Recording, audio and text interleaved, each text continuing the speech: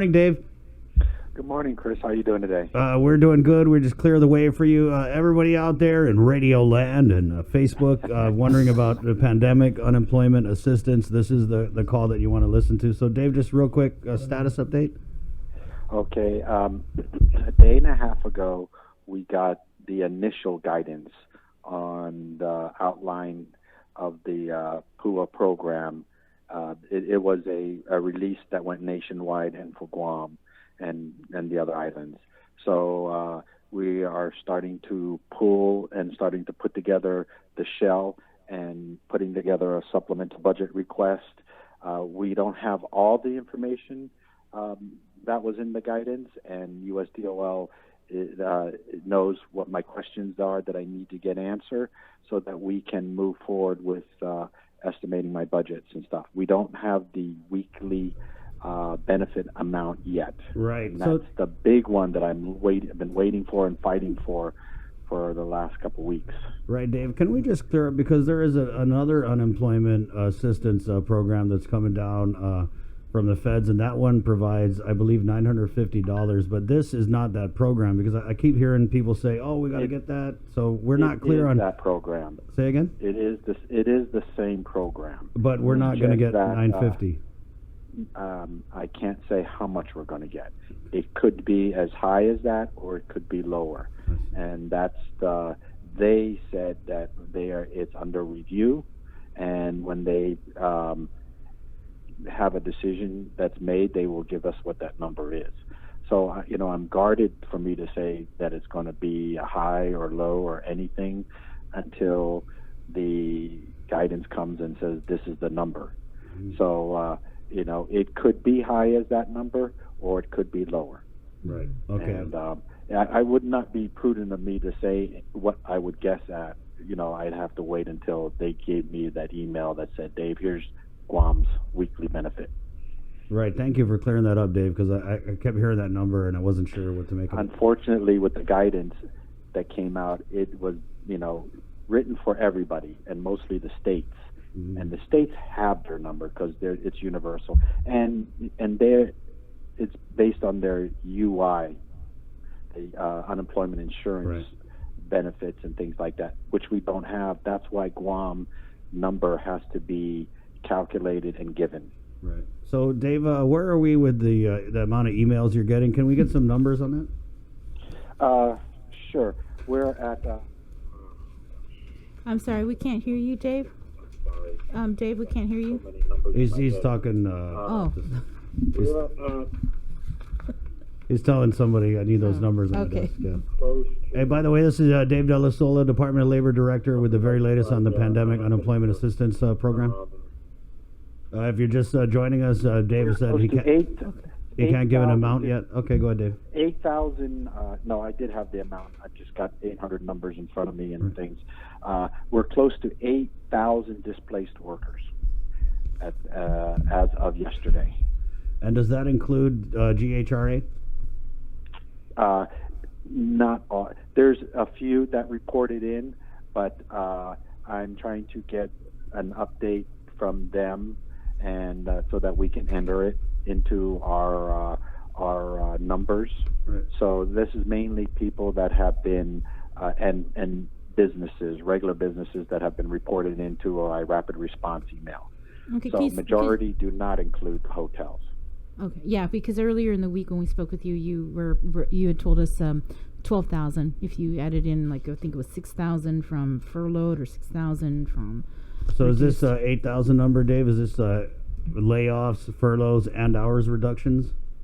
This is what has been reported to me in my email. I see. What the number that I'm going to report as far as for this Pula program that my chief economist has been modeling and putting in is that we're looking at 38,000 claimants. Oh. And Dave, when we email that email address, I know that's kind of like been maybe a Rolodex for you in some ways. What information do we need to give? And then, so when we give that information, what happens after that? Well, we're tabulizing it, and the type of information is, it all depends on who's calling in, whether it's an employer or employee, because I'm just having both of them, and we're just trying to use that as a way of tracking. I am, there's so much information, Chris, I can't just keep going, but I am asking for the basics, for an employer, your name, your address, what you are, your list of employees that you are furloughing or laying off with some identifying numbers on it, and the date when they've been furloughed. And then the employees that call in, they're basically giving me the opposite: the name of their employer, the date where they were displaced, and the email, the contact information. Mm-hmm. That is just the basics for now.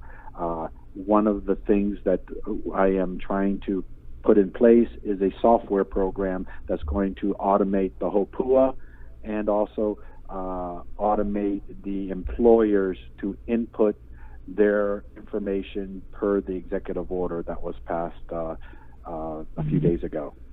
Dave, I got a comment here. What is the time frame to launch the program? Well, a lot of that has to do, which is beyond my control, and that is when I get the approvals and the information from USDOL. It's hard for me to tell you when there's too many factors that are not within my control. Mm-hmm. What I am doing is chipping away at what I can do. Yesterday we got the guidance a day and a half ago. So within the next day, we put together a semblance of an application form with everything that we thought is required, mm-hmm. and we sent that off to USDOL for them to start to review and to edit or to add. And if I can get that back in some, reasonable amount of time, then I'm hoping within 2 to 3 weeks to get the application all out there. Okay. Now that'll be the first step, mm-hmm. and at least give the people a way to start. And that's why yesterday's press release: start gathering your information, okay. Start organizing yourself, and ask for the employers to give you, if you haven't given you those letters or whatever, start getting that together, mm-hmm. so that when the application comes out, that you're not scrambling for that. Right. And that's the big message today, is that is what my next milestone is to get the applications out. Okay. And then once the application gets out, then I hope to automate it if I can secure a software vendor, right. and get that automated. So either you fill it out manually or you can fill it out online. And because as we know, our demographics is such a huge sweep, right. from tech right. savvy to English second language. So that's the milestone that I'm shooting for. Everything else, I still have to put in my supplemental budget request. Right. Yeah. And that is, how much do I think I'm going to need to not only run the program, but as funding for the 38,000 claimants. We had a comment here, Dave. Yeah. I hope he doesn't say in 2 to 3 weeks again. I heard you say 2 to 3 weeks. Is that still kind of what we're looking at? I've never said 2 or 3 weeks again. I don't know. I'm very careful when I give timelines, right, because I try to, like I said, it's hard for me to give a timeline when there's so many variables that are not within my control. I can't tell USDOL, give me the outline of the program, right. give me my weekly benefit amount, answer all my questions when they're designing a program nationwide. Yeah. And nobody, I understand their frustration when people don't think I do, but I do. I got family, I got friends, all in the same boat, right. and I want to roll this out. But, it's like you trying to give the information if I don't tell you, and right. you're waiting to hear from me. Mm-hmm. I'm in the same boat.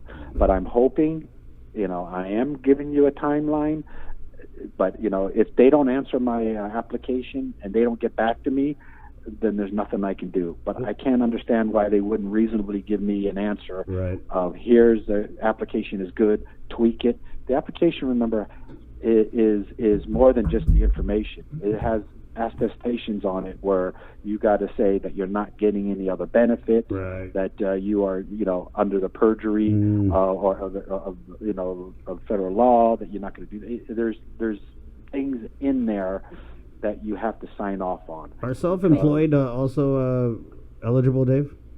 Yeah, and that's a great question, because a lot of people are saying, do I qualify? Self-employed people, people that have been laid off, people that have been reduced hours, gig workers, which is a new term for me because I guess I'm not a millennial, but gig workers are covered, and also what's called lacking sufficient work history workers are covered, and people that work on their own, with self-employed, but farmers, craftsmen, people that maybe don't file a tax return, but that manage to crank out a subsistence living, either carvings, Serranoing,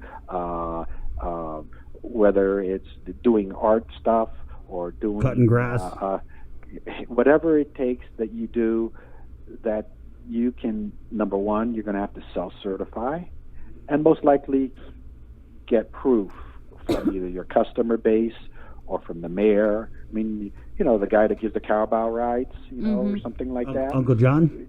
We have a question from one of our viewers. Can an essential worker decide to not work and comply to lockdown due to a delicate illness, would be able to apply for unemployment?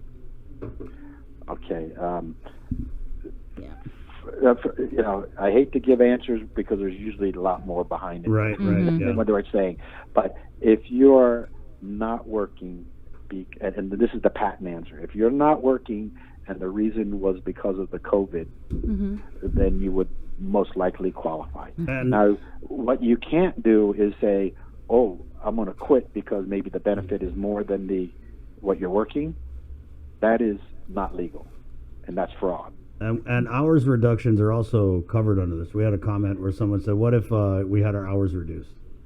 And the yes is the basic answer, and the easiest answer to understand is whatever that weekly benefit amount is, if you're making at your reduced hours more than that amount, then you would not get anything. If you're making less, then you will get the difference between the two. Okay. So as we're pretty waiting, much makes sense, right? Yeah. as we're waiting for you to get further and additional guidance from U.S. Department of Labor from what you had submitted. Even when you say it, I hate hearing it. But you are asking everybody to get your paperwork in order. Yes. Valid photo ID, passport, copies of the latest paycheck stub, social security number, and a certification letter from their employer. The public health is also running into a similar issue with people trying to tell people not to get out on the road, and they're working with the mayor's office to get certification letters. So what about? I mean, there are so many different ways of doing it, and right now, mail it. I mean, the mail will get to you within 2 or 3 days. So that's why I'm getting this information out early enough. Mm-hmm. And those farmers or those, Mr. Carabao, you're going to do a self-certifying, but also if the mayor knows that you do this every time, get something from the mayor that says, yes, Joe Cruz does the Carabao, I can attest to him. And he doesn't necessarily have to file taxes because he barely scrapes enough, or that farmer that barely makes enough that he sells his fruit on the side or sells it to, friends around the neighborhood.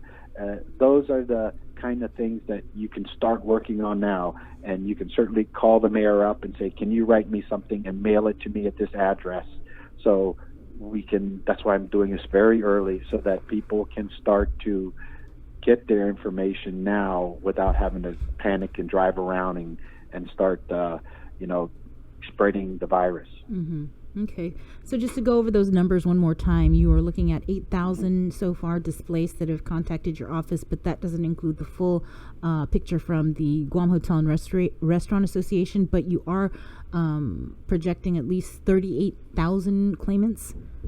That's what we're going to use to submit our budget request Okay. once I get the final number from USDOL. Dave, can we just fast forward to when the program stood up? People apply, they get the amounts. Who's going to print the checks, and how are we going to handle that? Are we looking that? I know you're a planner. We're looking that far ahead, right?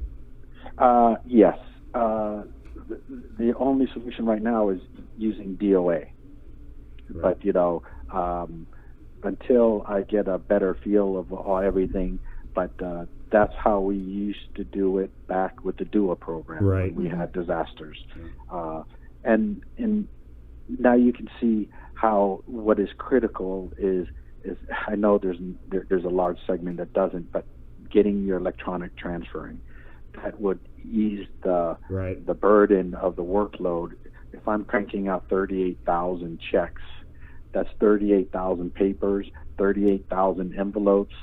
How do you get on a weekly basis for 38,000 people?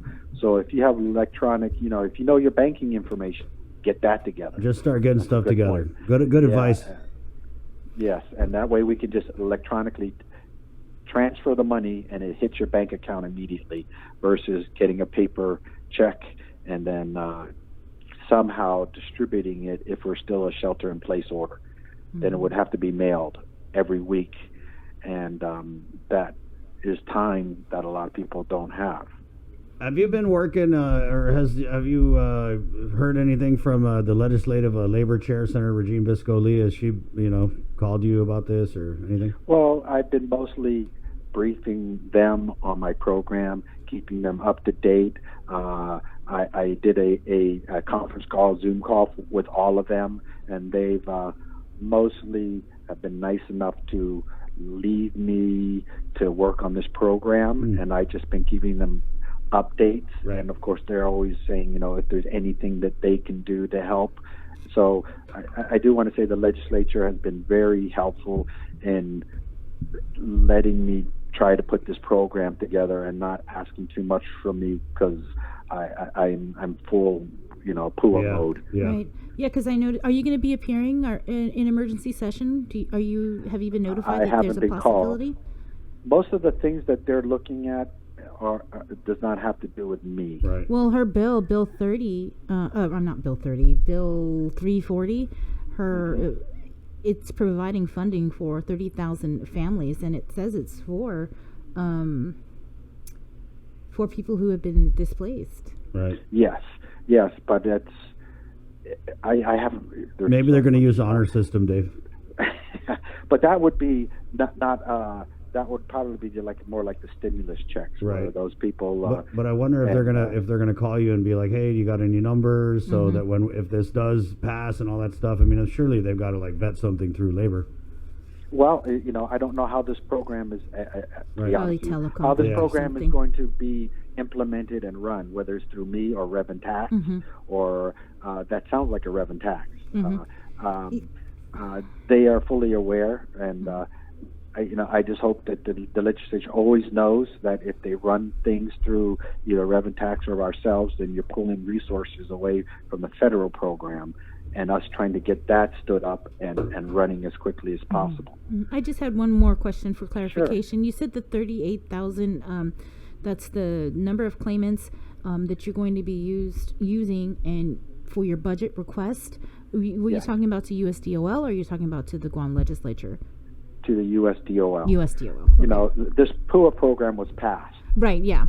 Now every state and territory and everybody has got to put together the program and then submit to USDOL. Well, how much do you need, and how much do you need to put together the program? And this is all federal money. This isn't going to be like 100%. we're going to pay up front and then we're going to be reimbursed. Right. 100%. It is either advance or reimburse. So if we do use local funds, it would be reimbursed quickly. Right. Okay, so there is that possibility that local money might need to be used. We do look at that because I need it, because like when I'm looking at procuring equipment or software or this or that, I've asked the governor if she could set aside local funds so I can just start the procurement process. Right. That in itself takes almost a month. Right. But maybe they could give you some emergency waiver, or there's a lot of waiving going on. We are waving away as much as you can, but you can't wave away. You need to get the quotes. You need to put them in still, and you need to write it up, and I need to justify those requests. Right, but you said that 950 was the upper end of how much these checks, right? So if you multiply the 38,000 to 950, that would come up to what, 36 million? No. If you were to go with that magic number, we're looking at over $1 billion. Oh, because so this it's isn't not a one-time. No, so this is then you 39 weeks. Yeah. We have Okay. Gary Hiles doing the spread, and basically you have a high number during a shelter in place. But once that shelter in place is lifted, you'll slowly start to have businesses open up again. Come back, Not all, but a lot. The restaurants, this, that. And so that we spread it out between now and December, a modeling that shows, okay, certain businesses after month one will be back, so we can reduce it by 10, 15%. He has on our employment report, which has always been good, he has them breaking out by industry. And of course, the hotels will be the slowest to get back because people, once we get out of this, aren't going to travel on vacation. And the airlines need to come back. They need to get the tourists back.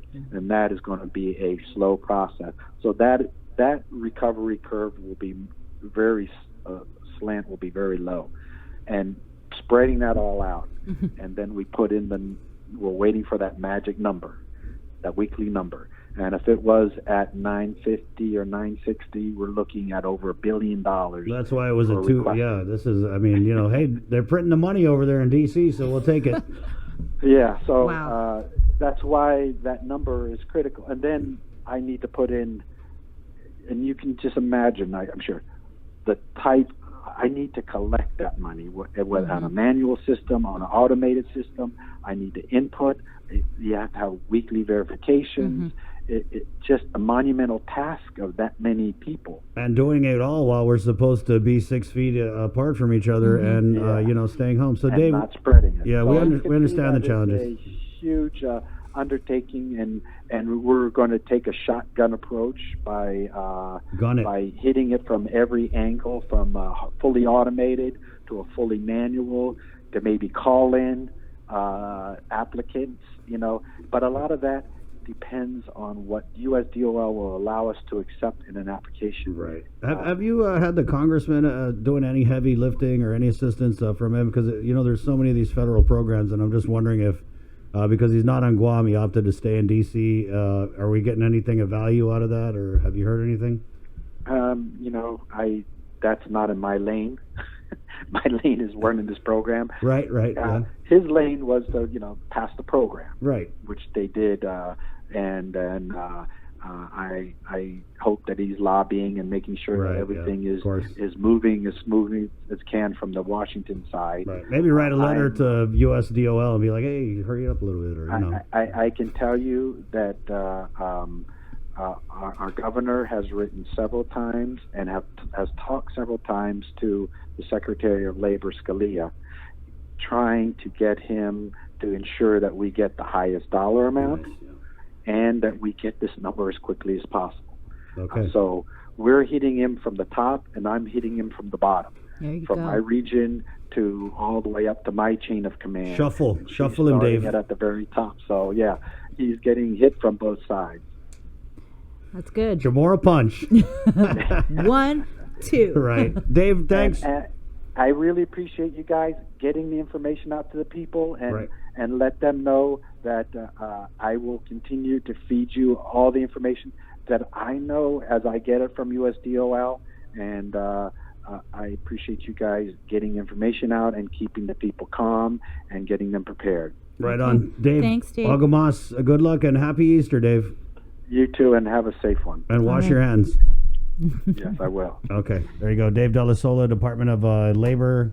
Yes, somebody was, one of our commenters was asking about the information, the documents that you need that DLL wants you to start preparing to submit They want a valid photo ID, passport, copies of the latest paycheck stubs, a social security number, and a certification letter from their employer. Okay. Any other questions, comments? I really got to use the bathroom. TBH. Sorry, man. But we're going to come back. We're going to deep